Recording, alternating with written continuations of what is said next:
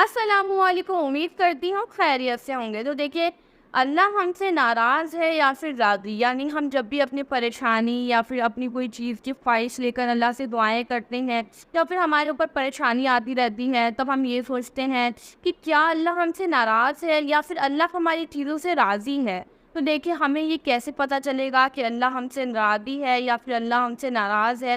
آج میں آپ کو اس ویڈیو میں یہی بتانے والی ہوں۔ تو دیکھیے، ویڈیو کو آخر تک دیکھیے اور جانیے کہ اللہ آپ سے ناراض ہے یا پھر راضی۔ تو چلے اس ویڈیو کو سٹارٹ کرتے ہیں۔ تو دیکھیے، سب سے پہلی چیز ہے کہ اگر اللہ آپ کو نماز قرآن پڑھنے کی توفیق دے رہا ہے، آپ نماز قرآن پڑھتے ہیں، اللہ سے دعائیں کرتے ہیں، تو اللہ آپ سے ناراض کیسے ہو سکتا ہے؟ تو دیکھیے، جب اللہ ہم سے ناراض ہوتا ہے نا، تو ہمارے رزق، ہماری مال و دولت بھی چھینتا ہے۔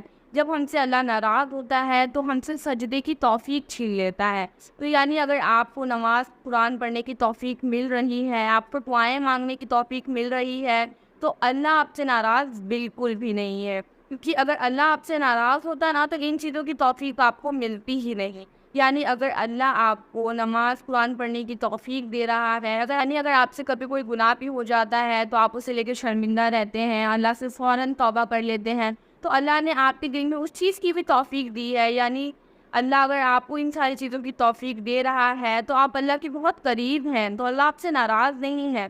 جب بھی اللہ آپ سے ناراض ہوگا نا، تو آپ کو ان ساری چیزوں سے دور کر دے گا۔ کیونکہ جب بھی اللہ ناراض ہوتا ہے نا، تو آپ کو نہ تو نماز قرآن پڑھنے کی توفیق ملے گی، آپ بہت اکیلے رہیں گے، ہمیشہ مایوس رہیں گے، آپ کو سکون نہیں ملے گا۔ اگر ہماری کوئی دعائیں قبول نہیں ہو رہی ہے تو اس کا مطلب یہ نہیں ہے کہ ہم دعا مانگنا چھوڑ دیں۔ اگر ایک بار میں ہماری دعا قبول نہیں ہو رہی ہے تو وہ اور بھی زیادہ مانگیے اللہ سے۔ دعا عبادت ہے، یعنی دعا ہی وہ چیز ہے جس سے آپ کی ہر پریشانی دور ہو سکتی ہے۔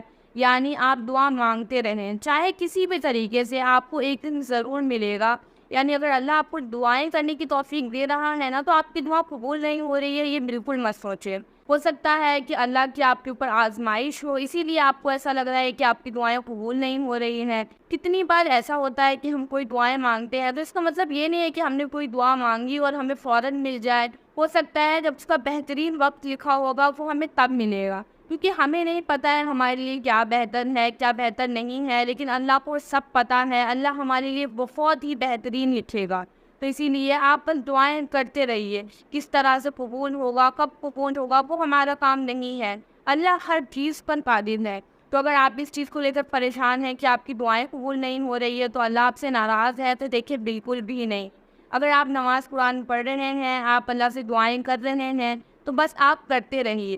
تو دیکھیں، دنیا میں بہت بڑے بڑے لوگ ہیں جن کے پاس دنیا کی ہر چیز ہے، بڑے بڑے گھر ہیں، بڑی بڑی گاڑیاں ہیں، لیکن ان کے پاس جو سب سے بہترین چیز ہے وہ ہے ہی نہیں۔ یعنی ان کے پاس نماز قرآن پڑھنے کی توفیق ہی نہیں ہے، اللہ سے دعائیں مانگنے کی توفیق ہی نہیں ہے۔ تو آپ خود ہی دیکھ لیجئے کہ اللہ کس سے ناراض ہے، کس سے ناراض نہیں ہے۔ یعنی اگر آپ کے پاس دنیا کی چیزیں نہیں ہیں، اگر آپ کے پاس نماز قرآن پڑھنے کی توفیق ہے نا، تو اللہ آپ سے راضی ہے، اور اس سے بڑی چیز اور آپ کے لیے کیا ہو سکتی ہے۔ لیکن اگر آپ کے پاس دنیا کی ہر چیز ہے اور اگر آپ کے پاس نماز قرآن پڑھنے کی توفیق ہی نہیں ہے، تو آپ سمجھ لیں آپ کے پاس بہت کچھ ہو کر بھی کچھ نہیں ہے۔